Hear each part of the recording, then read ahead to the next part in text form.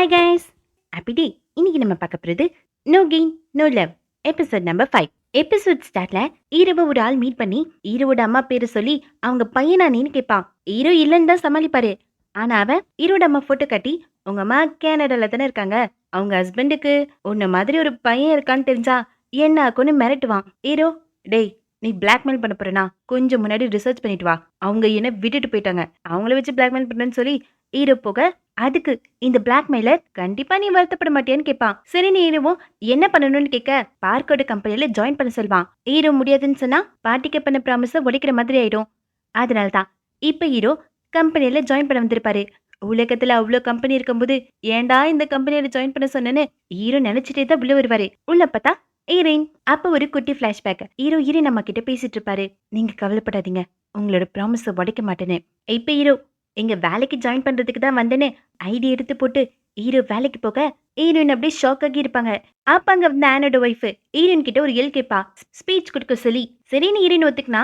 ஆனா அவ கிராஸ் பண்ணி போன ஹீரோவை கண்டுபிடிக்கல. உங்க ஹஸ்பண்ட் மாதிரி இருக்குன்னு சொல்வா. அவளுக்கு ஏன் சந்தேகம் வரலன்னா ஹீரோயின் தான் சொல்லி வச்சிருக்காங்களே ஹீரோ கனடால இருக்கான்னு. அதனாலதான் இப்ப வந்து ஹீரோவை அவளால ரெக்கக்னைஸ் பண்ண முடியல. இப்ப நிறைய பேர் இந்த கம்பெனில ஜாயின் பண்ண போறாங்க. அதுல ஹீரோ கொஞ்சம் ஃபேமஸ் தான். அதுக்கான கண்ணும் ஹீரோ போன தடவை ஒரு இன்டர்வியூ அட்டன் பண்ணாரே, அந்த பொண்ணு ஹீரோவை பத்தி போஸ்ட் பண்ணிருக்கா. லெட்டர் எலக்ட்ரானிக்ஸோட புத்தானு. எங்க இப்படி போயிட்டு இருக்க? ஹீரோயின் செம்ம கோமா வந்து ஸ்பீச் கொடுப்பாங்க. அந்த ஸ்பீச்சை கேட்குற எல்லாருக்கும் கம்பெனியை பார்த்து பயமே வந்துடும். ஹீரோவை பார்த்து முறைச்சிட்டே இருப்பாங்க. எவ்வளவு தைரியம் தான் ஏன் கம்பெனில ஜாயின் பண்ணிருப்ப, உனக்கு சாகணுமாடா? இப்படிலாம் ஹீரோயின் யோசிச்சுட்டு இருக்க ஹீரோயினை பார்த்த ஹீரோவோட ஃப்ரெண்டு பயத்தோட உச்சிக்கே போயிடுவான். இப்போ நியூவா கம்பெனில ஜாயின் பண்ணவங்களா குரூப்பா சுத்திட்டு இருந்தா அப்ப ஹீரோ மட்டும் தனியா போவாரு. ஹீரோனை ஃபாலோ பண்ணிட்டே விட ஒரு இடத்துல ஹீரோ பிடிச்சி அப்படி ஸ்பின் பண்ணி ஹீரோனை நிக்க வைப்பாரு. ஆனா அந்த இடம் சேஃப் இல்லைன்னு ஹீரோயின் ஹீரோவை ஸ்டெப்ஸுக்கு கூட்டு போவாங்க. ஹீரோயின் ஏன் ஆரம்பிக்கும் போதே ஹீரோ வாயில ஜெல்லி வைப்பாரு. நானே ஃபர்ஸ்ட் சொல்றேன், எனக்கு இப்படி மீட் பண்ண வேணாம். ஆனா என் லைஃப்ல ஒண்ணு நடந்துச்சு, அதை நான் இப்ப டீட்டெயிலா சொல்ல முடியாது. நான் இந்த கம்பெனில ஜாயின் பண்ணி தான் ஆகணும் இப்படிலாம் ஹீரோ சொல்ல. ஆனா ஹீரோயின் எங்கடா இருந்த, கேரடாக்கு போயிட்டியா? கால் பண்ண அட்டென்ட் பண்ணல, டெக்ஸ்ட் பண்ண ரிப்ளை பண்ணல, இப்போ என்னை பார்த்து சிரிச்சிட்டு இருக்க. இதெல்லாம் பார்த்தா உனக்கு ஃபன்னியா இருக்குன்னு கேட்க ஹீரோ நீயும் என்ன மிஸ் பண்ணியான்னு கேட்பாரு. ஏன்னா ஹீரோயின் ஏன் ஹீரோ இந்த கம்பெனில ஜாயின் பண்ணாமன்னு கேட்காம எங்க இருந்தேன்னு கேட்குறாங்க. ஹீரோனும் எனக்கு டவுட்டு அவ்வளோதான் சொல்ல ஹீரோ நான் கனடால போலன்னு சொல்வாரு. ஹீரோயின் கால் பண்ணும்போது ஹீரோட போனு கையில தான் இருந்ததான். ஹீரோ வேணும்னே தான் இக்னோர் பண்ணாரா. ஏன்னா ஹீரோவால ஹீரோ என்ன பண்ணிட்டு இருந்தாருன்னு சொல்ல முடியாதா, எங்க இருந்தாலும் சொல்ல முடியாதா. ஹீரோயின் கிட்ட போய் சொல்றதுக்கு விருப்பம் இல்லையா. அதனாலதான் ஹீரோ ஃபோன் கால்ஸ் எல்லாம் இக்னோர் பண்ணாரா. இப்ப ஹீரோனும் சரி மாட்டிக்கிட்ட என்ன பண்றதுன்னு கேட்க ஹீரோ திருப்பி அதே கேட்பாரு, என்ன பண்றதுன்னு. ஏரேன் அப்படி ஏதாவது நடந்துச்சு நான் இன்னொரு செரிமோனியை அரேஞ்ச் பண்ணுவேன். அது கண்டிப்பா ஃபேக்கா இருக்காது, உண்மையா தான் இருக்கணும். உன்னோட ஃபியூரல் தான், புரிஞ்சுதானே? ஈரன் கேட்க ஹீரோவும் சரி சரின்னு மண்டையாட்டுவாரு. போன ஈரன் திரும்பி ஹீரோ கிட்ட வர இப்ப ஏதோ வேலையை முடிச்சுட்டு வெளியே வருவாங்க. என்ன பண்ணாங்க ஹீரோன்னு பார்த்தா ஹீரோவோட ஹேர் ஸ்டைல் ஹீரோயின் மாத்திட்டாங்க. இன்னொரு பக்கம் லியா செக்ரட்டரி டேட்டிங் சூப்பரா போகும். அப்ப செக்ரட்டரியும் உனக்கு எப்பெல்லாம் புரிட்டிக்குதோ அப்ப சொல்லு, நான் உனக்கு பிடிச்ச டிபிக்கி வாங்கி கொடுக்குறேன்னு சொல்ல லியா உண்மையாவன் கேப்பா. இல்ல அவனுக்கு அவ்வளவா டிபிக்கி பிடிக்காதான், போர் கட்லெட் வாங்கி தரேன்னு சொல்வான். ஏன்னா போர் கட்லெட் சாப்பிட்டா நல்ல விஷயம் நடக்குமா. இதை கேட்ட லியாக்கு டக்குன்னு ஒரு ஐடியா தோணும். அவரோட ஸ்டூடியோட ஹீரோ லிஃப்ட்ல இருக்கும்போது போர் கட்லெட் சாப்பிடணும்னு சொல்வான். செக்ரட்டரி ஏன்னு கேட்க அதே டைலாக் தான், போர் கட்லெட் சாப்பிட்டா நல்ல விஷயம் நடக்குமா. அப்ப அப்படியே அந்த லிஃப்ட் ஓப்பன் ஆக எதிர்க்க லியா, அதாவது ஸ்டோரியோட ஹீரோயின். இது நல்லா இருக்குன்னு நோட் பண்ணி வச்சுப்பா. இன்னும் செக்ரட்டரி லியாவை சைல்ட் ரைட்டர்னு நினைச்சிட்டு இருக்கான். அப்ப பார்க்க கால் பண்ணுவான். எங்கடா இருக்க, யார் கூட இருக்கன்னு கேட்க செக்ரட்டரி ஹைஸ்கூல் கிளாஸ்மேட் கூட இருக்கன்னு சொல்வான். அவன் என்ன பண்றான்னு பார்க்கும் கேட்க ரைட்டர் தான். ரைட்டரானு பார்க்கும் ஆப்போசிட் சைட்ல இருக்க பஸ் ஸ்டாப்ல இருந்து கேட்க அதே மாதிரி இங்க லியாக்கு ஹீரோயின் கிட்ட இருந்து கால் வரும். ஹீரோனோட ஃபேக் ஹஸ்பண்ட் அதான் ஹீரோ கம்பெனில ஜாயின் பண்ண விஷயத்த அவ ஷேர் பண்ணிட்டு இருப்பா. இல்லையா ஹீரோ பிளாக்மெயில் பண்ணதுக்காக தான் கம்பெனில ஜாயின் பண்ணதா சொல்லிட்டு இருக்க. அதே எண்ணம் தான் இங்க பார்க்கும். செக்ரட்டரி கிட்ட லியா க்ளோஸ் ஆக்கிறதுக்கு காரணம் இவனோட சீக்கிரட்டை வெளியே சொல்லதானே நினைப்பான். எங்க செக்ரட்டரியோ பாஸ் நீங்க அப்பாலஜி லெட்டர் எழுத தெரியலனா நெட்டை பார்த்து கத்துக்கோங்க, சும்மா லீவ் நேரத்துல போன் பண்ணாதீங்கன்னு அவன் திட்டிட்டு இருக்கும்போதே பஸ் ஆன் சவுண்ட் கேட்கும். எதிர்க்க இருக்கிற பஸ் தான். ஆனா இப்போ அந்த பஸ் ஸ்டாப்ல பார்க் இல்ல. ஒருவேளை லியா செக்ரட்டரி அப்ரோச் பண்றது இவனை அட்டாக் பண்றதுக்காக தான் நினைச்சு இவன் அசட்டை செக் பண்ணி பார்ப்பான். அமௌண்ட்ஸ் எல்லாம் ரொம்ப கம்மியா தான் இருக்கும். பரவாயில்ல இதையே கொடுத்துருவோன்னு சோகத்துல முழுகி போய் உட்காந்துட்டு இருக்க பஸ் ஸ்டாப் வரும். டிரைவரும் கத்துவாரு, காசே கொடுக்காத பேசஞ்சர் வெளியே போங்கன்னு. அது பார்க் தான். நெக்ஸ்ட் ஸ்டாப்ல லிஃப்ட் கொடுங்கன்னு கெஞ்சி பஸ்ல ஏறி இருப்பான். இப்ப பார்க்க பஸ் டிரைவர் கிட்ட ரொம்ப தேங்க்ஸ் சார், நான் உங்களுக்கு கடமைப்பட்டிருக்கேன்னு ஆரம்பிக்க போதும் போடான்னு இறக்கி விட்டுருவாங்க. பார்க்கு சோகத்தோட உச்சிக்கு போய் மன வருத்தத்தோட நின்றுட்டு இருப்பான். இங்க ஆபீஸ்ல நியூவா ஜாயின் பண்ணவங்கள சர்வே எடுக்க சொல்லுவாங்க. அவங்க நல்லா ஒர்க் பண்ணாங்கன்னா அதே கம்பெனில ஜாப், இல்லனா வேற பிரான்ச்ல தூக்கி போட்டுருவாங்க. ஹீரோவை எப்படியாவது தூக்கி போட்டுன்னு ஹீரோன்னு ஐடியா பண்ணி ஒரு சீட்டிங் வேலையை பார்ப்பாங்க. ஹீரோவை சர்வே எடுக்க சொல்லாம அங்க இருக்கிற பசங்க கூட விளையாட சொல்லுவாங்க. அதை நம்பி ஹீரோவும் அங்க விளையாடிட்டு இருப்பாரு. சரி ரொம்ப நேரம் ஆச்சு, கொஞ்சம் பிரேக் எடுத்துக்கோன்னு ஹீரோன்னு சொல்ல, அப்பதான் ஹீரோனுக்கு புரியுது தப்பு பண்ணிட்டோன்னு. ஹீரோ அவரோட டால் எட்ட கலட்ட எல்லாம் முடிஞ்சு போச்சு. எல்லாரும் ஹீரோவோட ஹேண்ட்ஸம் ஃபேஸ்ல விழுந்துருவாங்க. அங்க இருக்கிற மம்மி எல்லாம் ஹீரோவோட ஹேண்ட்ஸம் ஃபேஸ் இழுக்கும். ஹீரோவோட பூத்துக்கு தான் போவேன், ஹீரோ தான் எக்ஸ்பிளைன் பண்ணணும்னு எல்லாரும் அடம்பிடிக்க ஆரம்பிச்சிருவாங்க. அப்புறம் என்ன, கொஞ்ச நேரத்திலேயே ஹீரோ டாப் லெவலுக்கு போயிடுவாரு. ஹீரோனோட பிளான் சொதப்பிக்கிச்சு. பிளான் போச்சுன்னு ஹீரோன் உட்காந்துட்டு இருக்கும்போது அங்க ஒரு பையன் தனியா விளையாடிட்டு இருக்கிறத பாப்பாங்க. அவன் கையில அடிபட்டிருக்கும். இருந்தாலும் அவன் தனியா தான் விளையாடிட்டு இருப்பான். ஹீரோன் அவன் கிட்ட பேசுறதுக்காக போக அவனுக்கு ஜெல்லி கொடுப்பாங்க. ஆனா அவன் என்னால இதெல்லாம் சைன் அப் பண்ண முடியாதுன்னு சொல்வான். ஹீரோனும் நான் உனக்கு ஒரு சீக்ரெட் சொல்லவா, இந்த ப்ராசஸ்ல ரொம்ப போரிங்கா இருக்கும், எனக்கும் பிடிக்காது, நீ சைன் அப்லாம் பண்ண வேணாம், இந்தா ஜெல்லி சாப்பிடுன்னு கொடுப்பாங்க. ஹீரோன் அவன் கையை பிடிக்கும் போது அவன் வலியில துடிப்பான். அவன் கிட்ட கேட்டா படிக்கட்டுல இருந்து கீழே விழுந்ததா சொல்வான். ஹீரோனும் உனக்கு தெரியுமா, சின்ன வயசுல நான் கூட கீழே விழுந்துட்டேன், என் கையில கூட தழும்பு இருக்கும், ஆனா நான் அப்ப அளவே இல்ல, நானும் தான் மாட்டேன்னு அந்த குட்டி பையன் சொல்ல, சரி உன்னோட காயத்தை பாக்கலாமா, நீ எவ்வளவு குளிர் நானும் பாக்கட்டுமா, அவனும் காட்டுவான். அவன் உடம்பு ஃபுல்லாவே காயம்தான். ஹீரோயின் அதுல போட்டோ எடுத்துப்பாங்க. அந்த குட்டி பையனோட காயத்துக்கு காரணமானவன் இவன் தான், அந்த குட்டி பையனோட அப்பா. தன் பையனை யாரோ போட்டோ பிடிக்கிறாங்கன்னு தெரிஞ்ச உடனே அவன் வந்து மிரட்டி அவன் பையனை அனுப்பி விட்டுருவான். ஹீரோயின் கிட்ட போட்டோவை டெலிட் பண்ண சொல்ல அவன் பையன் டைனிங் டேபிள்ல இருந்து கீழே வந்து தான் அடிபட்டுருச்சான். டைனிங் டேபிள்ல இருந்து கீழே வந்து அவ்வளவு அடிபடுமாடா, கொஞ்சம் கூட நியாயமே இல்லாம பேசிட்டு இருப்பான். ஹீரோயின் நான் டெலிட் பண்ண மாட்டேன்னு சொல்லுவாங்க. ஏன்னா அந்த குட்டி பையன் என்ன சொல்லிருப்பான், படிக்கட்டுல இருந்து கீழே வந்ததா சொல்லிருப்பான்,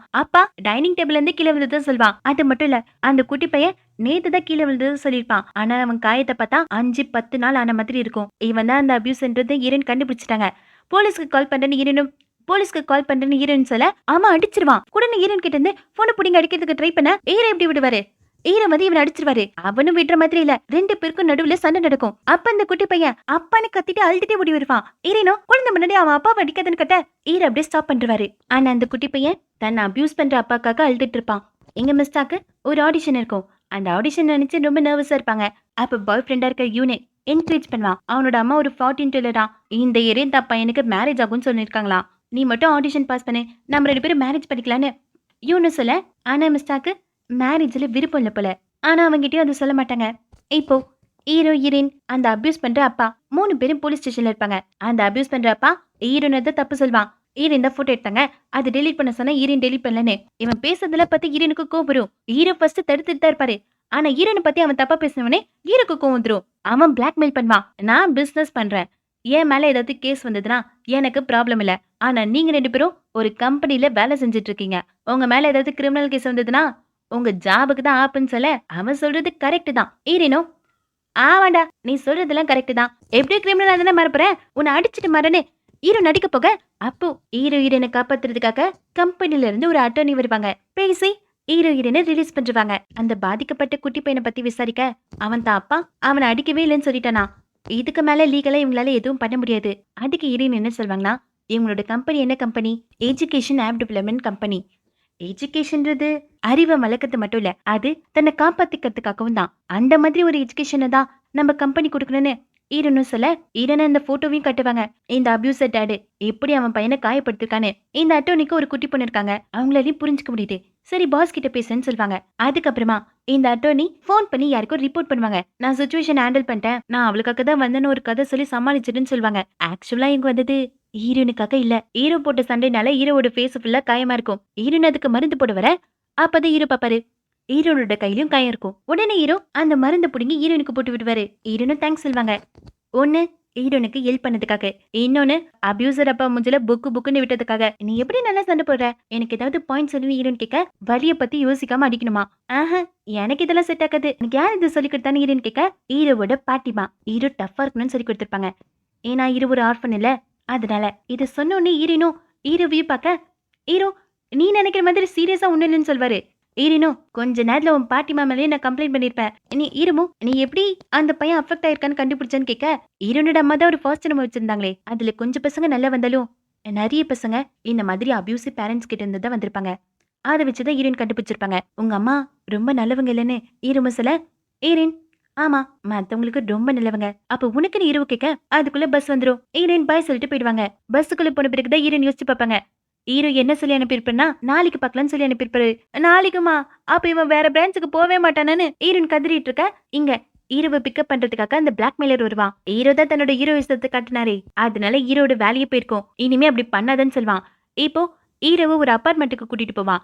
அங்கே ஹீரோவை ஸ்டே பண்ண சொல்வான். ஹீரோவும் யார்யா நீயே? முதல்ல எனக்கு வேலை வாங்கி கொடுத்த, இப்போ தங்கறதுக்கு வீடு குடுக்குற. அது மட்டும் அவன் கொடுக்க மாட்டான், கூடவே ஒரு கார் கீயும் கொடுப்பான். இத பார்த்த ஹீரோ, உனக்கு என்ன வேணும்? நான் கம்பெனில யாராவது வேவ் பார்க்கணுமா, இல்ல கம்பெனியோட கான்ஃபிடென்ஷியல் ஃபைல திருடி கொடுக்கணுமா? ஆனா அந்த பிளாக்மெயிலர் ஒன்னும் வேணாம், நீ வேலைக்கு போ, பங்க்சுவலா போ, நல்லா ஒர்க் பண்ணு, குட் நைட்னு சொல்லிட்டு போக ஹீரோ ஒரு வேலை நீங்க தான் ஏன் அப் அப்னு சொல்ல அந்த ஆளு நான் இன்ஃபர்டைல், அது மட்டும் இல்ல நீ பறக்கும்போது எனக்கு 13 வயசு தான் ஆச்சுன்னு சொல்வாரு. ஹீரோவால நம்ப முடியல. நான் வேணா ஐடியா கட்டுவேன்னு அந்த பிளாக்மெயிலர் சொல்ல ஹீரோ வேணான்னு சொல்லிட்டுவாரு. இங்க பாரு, நான் உன்னை சும்மாலாம் மிரட்டல, நான் உன்னை நிஜமாவே மிரட்டுறேன்னு சொல்லிட்டு அவரும் போக இங்க ஹீரோனுக்கு இடுப்புல அடிபட்டிருக்கும். அதை ஹீரோ கிட்ட ஹீரோன்னு சொல்லிருக்க மாட்டாங்க. ஒருவேளை ஹீரோனோட இடுப்பை பத்தி காதல விழுந்துட்டா, அதனாலதான் மிஸ் கிட்ட ஹீரோ ஜாயின் பண்ண விஷயத்த சொல்லாதுன்னு சொல்ல லியா ஏன்னு கேப்பா. ஏன்னா மிஸ் தெரிஞ்சா எனக்கு அப்பவே தெரியும்னு ஆரம்பிப்பான்னு சொல்லும் போதே மிஸ் வந்து கரெக்டா எனக்கு அப்பவே தெரியும், இதுக்குதான் இந்த மேரேஜ் எல்லாம் வேணும்னு சொன்னு சொல்லுவாங்க. ஈரன லியோவை பார்த்தா அவ எதுவும் சொல்லிருக்க மாட்டா. இப்ப மிஸ் என்ன பிரச்சனைனா, ஈரனோட கல்யாணத்துல மிஸ் தான் அந்த பொக்கேவை கேட்ச் பண்ணிருப்பாங்க. அது யூனுக்கு கொடுத்த சைன் மாதிரி யூன் நினைச்சுக்கிட்டு தான் இப்ப மேரேஜுக்கு ப்ரொபோஸ் பண்ணிருப்பான். இவங்க 2 பேரும் 10 வருஷமா டேட் பண்ணிட்டு இருக்காங்க. ஆனா மிஸ் மேரேஜுக்கு ரெடியா இல்ல. இப்ப இல்ல, எப்பவும் அவங்க டேட்டிங்லயே ஓட்டிடலாம்னு நினைக்கிறேங்க. ஆனா யூனுக்கு மேரேஜ் பண்ணிக்கணும், குழந்தைங்களை வளர்க்கணும்னு ஆசை. இத பத்தி யூன் கிட்ட டைரக்டாவே இவங்களால பேச முடியாது. ஏன்னா மிஸ் யூனை லவ் பண்றாங்களாம். அதனால ஹீரோயின் பேசாம ஆடிஷன்ல ஃபெயில் ஆயிடுன்னு சொல்ல அதுவும் முடியாது. ஹீரோயினோட வெட்டிங் போட்டோ வந்திருக்கும். நீ தான் ஹீரோவை மிஸ் பண்றல, ஆல் வெயின்னு மிஸ்டா சொல்ல, ஆனா ஹீரோயின் அதை எடுத்துட்டு போயிட்டு ஸ்டோரேஜ் ரூம்ல போட்டுருவாங்க. ஹீரோயின் கதவு முன்ன வேகத்துல அங்க இருந்த திங்ஸ் எல்லாம் கீழே விழும். அதுல ஒரு போட்டோல ஹீரோயினோட அம்மாவோட இருப்பாரு. அடுத்த நாள் காலையில பார்க்கும் வேலைக்கு கிளம்ப அவனுக்கு அவனோட அப்பா ஒரு வெடி கொண்டு ரெடி பண்ணி வச்சிருப்பாரு. ஒரு டாக்குமெண்ட், இவன் ஏதாவது ஸ்கேண்டல் கேஸ் ரூமர்னு ஏதாவது ஒண்ணுல மாட்டினாலும் பார்க்கால கம்பெனியை சொந்தம் கொண்டாட முடியாது. அந்த டாக்குமெண்ட்ல சைன் பண்றேன்னு பார்க்கோட அப்பா சொல்ல இது பார்க்குக்கு பிடிக்காது. அந்த கமெண்ட்னால தானே இப்படி பண்றீங்க, நானே பாத்துக்கிறேன்னு சொல்லுவான். ஆனா அப்பா நீ அங்க சைன் பண்றியா இல்ல நான் இங்க சைன் பண்ணுவான்னு கேட்பாரு. அவரு ஒரு நியூ வில்லை எடுத்து வச்சிருப்பாரு. சைன் பண்றதுக்கு உனக்கு தைரியம் இருக்காடா இல்லையான்னு பார்க்க வெறுப்பேத்தா அவனு சைன் போட போவான். அப்பா அம்மா தடுத்து அங்க இருந்த அட்டர்னி கிட்ட இன்னொரு டாக்குமெண்ட் ரெடி பண்ண சொல்வாங்க. இந்த மாதிரி நான் தப்பு பண்ணிட்டேன், சேர்மன் பொசிஷன்ல இருந்து ரிசைன் பண்ண போறேன், என்னுடைய சொத்து எல்லாம் என் மனைவிக்கு தான் போகும்னு உனக்கு சைன் பண்றதுக்கு தைரியம் இருக்கான்னு அப்பாவை பத்தி கேட்க கடைசியில வினர் பார்க்கோட அம்மா தான். பார்க்க காப்பாத்திட்டாங்க. எங்க ஹீரோனோட கெட்ட நேரம். ஈரனுடைய டீம்லயே வந்து ஜாயின் பண்ணுவாரு. இன்னொரு பக்கம் பார்க்க அவன் ஜிம்ல போய் ஜாயின் பண்ணுவான். ஜிம் ரொம்ப டஃப் போல. அவன் அந்த வெயிட் தூக்கத்துக்கு பார்க்க அவன் காலெல்லாம் நடுங்கும். கோச்சு அங்க பாத்தியா ஒரு பொண்ணு ஒர்க் அவுட் பண்ணிட்டு இருக்கா, கல்யாணத்துக்காக ஒர்க் அவுட் பண்ணிட்டு இருக்கான்னு சொல்ல கல்யாணத்துக்காகவானு பார்க்கும் பாப்பா. எக்ஸ் ஹஸ்பண்ட் கல்யாணத்துக்கு சைல்டுக்கு சப்போர்ட் பண்ண மாட்டான்.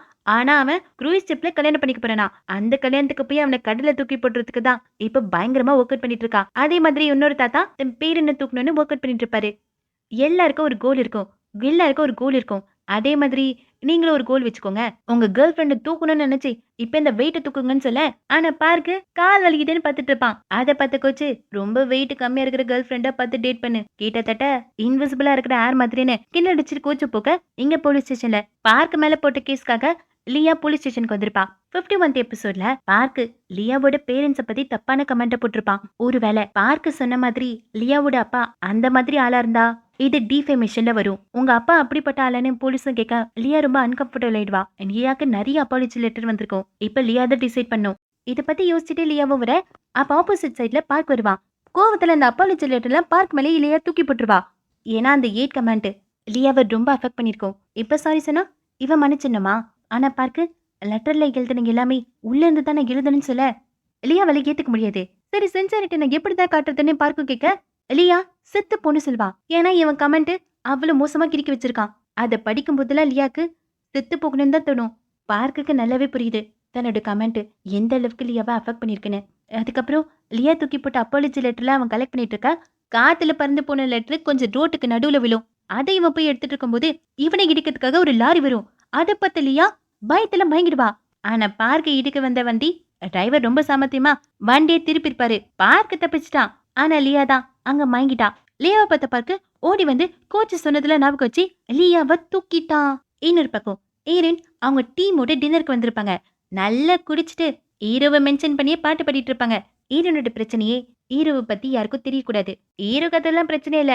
இப்படி பயந்துட்டு இருக்கிறதுக்கு பேசாம சொல்லிடலாம்னு சொல்வாரு. ஆனா ஹீரோனுக்கு டீம் லீடர் ஜுன்னா தான் இருக்கணும். இன்னொருத்தரோட ஒய்ஃபா இருக்கக்கூடாது.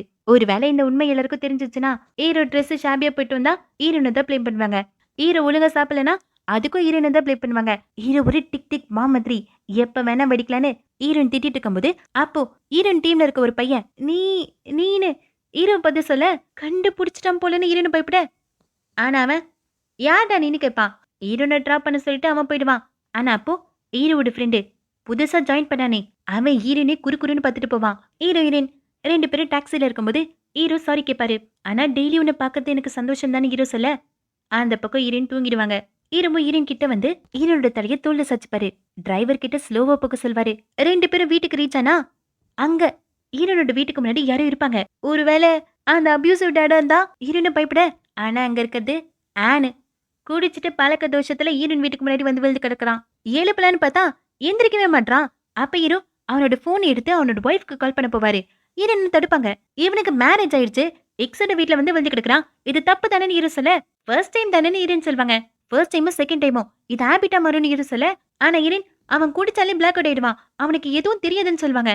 ஹீரோவும் எதுக்கு நீ அவனுக்கே சப்போர்ட் பண்றேன்னு கேட்க ஹீரோயின் அப்படிலாம் ஒண்ணும் இல்ல, எதுக்கு இதை பெரிய விஷயமாக்கணும், என்ன டாக்ஸில தூக்கி போட்டு போனா போதும். ஹீரோ இவனுக்காக தான் என்ன ஹஸ்பண்ட்னு சொல்ற மாட்டியா, உனக்கு இவன் மேல ஃபீலிங் இருக்கான்னு கேட்க ஹீரோயின் நம்புறதும் முயற்சிச்சோம். இப்ப போன்னு சொல்ல ஹீரோனை தனியா ஆன் கூட விட்டுட்டு ஹீரோ எப்படி போவாரு. ஆனா ஹீரோயின் எனக்கு ஃபீலிங்ஸ் இருக்கோ இல்லையோ அதை பத்தி கவலைப்பட வேண்டியது நான் தான். நான் உனக்கு எக்ஸ்பிளைன் பண்ண மாட்டேன், இது என்னோட பிரச்சனை, நான் ஹேண்டில் பண்ணிக்கிறேன், நீ போன்னு சொல்லுவாங்க. ஹீரோவும் போயிடுவாரு. ஹீரோனா ஆனை எழுப்பத்துக்கு ட்ரை பண்ணா அவன் எந்திரிக்கவே மாட்டான். சிசிடிவி கேமரா மட்டும் இல்லாம இருந்தது, உன்னை இங்கே கொண்டிருப்பேன்னு ஹீரோனை இழுத்துட்டு இருக்க திரும்பி வந்த ஹீரோ ஆனை தூக்கிட்டு போவாரு. அதுக்கப்புறம் அவனை டாக்ஸில போட்டு சென்ட் ஆஃப் பண்ணிருவாங்க. ஹீரோனும் ஹீரோக்கு தேங்க்ஸ் சொல்ல ஹீரோ எதுவும் பேசாம போயிடுவாரு. அடுத்த நாள் லேட் ஆகி ஹீரோயின் வேலைக்கு வரல. சரின்னு ஹீரோ கால் பண்ண போக பின்னாடி வந்து அந்த ஃப்ரெண்டு ஹீரோயின் கால் அட்டன் பண்ண மாட்டேன்னு சொல்லுவான். ஏன்னு ஹீரோவும் பார்க்க ஹீரோனுக்கு ஒர்க் பிளேஸ் ஹராஸ்மெண்ட்டுக்கு என்கொயரி நடந்துட்டு இருக்கும். அதை ரிப்போர்ட் பண்ணது இந்த ஃப்ரெண்டு தான். ஏன்டா இப்படி பண்ணனு கேட்டா ஹீரோயின் பேசுறதை இவன் கேட்டிருப்பான். இங்க ஹீரோயினுக்கும் என்கொயரி நடக்கும். எப்படி நீங்க ஹீரோவை பார்த்து அப்படி சொல்லலாம், ஹீரோ ஷாபியா ட்ரெஸ் போட்டு வந்தா உங்களை தான் ப்ளேம் பண்ணுவாங்கன்னு சொல்லியிருக்கீங்க, ஹீரோவை பார்த்து வெடிக்கிற பாம்புன்னு சொல்லியிருக்கீங்க, இப்படிலாம் ஹீரோனுக்கு என்கொயரி நடந்துட்டு இருந்தா அங்க ஃப்ரெண்டு பெருமையா உனக்காக தானே நான் ரிப்போர்ட் பண்ண, எப்படி என் பிரேவரின்னு சொல்லிட்டு இருக்க, உன் பிரேவரியில தீய வைக்கன்னு ஹீரோ ஓடிட்டு இருப்பாரு. என்கொயரிக்கு ரூமுக்கு வந்து நான் தான் கிம்முன்னு சொல்ல ஓ நீங்க தான் விக்டிம்னு கேட்பாங்க. ஹீரோ நான் விக்டிம் இல்லைன்னு சொல்லி ஹீரோனோட கையை பிடிச்சி நான் ஜுன்னோட ஹஸ்பண்ட்னு சொல்வாரு. ஹீரோயின் அப்படியே ஷாக் ஆகி பார்க்க அதோட இந்த எபிசோட் முடியுது. சப்ஸ்கிரைப் பண்ணுறவங்க சேனலை சப்ஸ்கிரைப் பண்ணிச்சுக்கோங்க. Bye bye, have a nice day.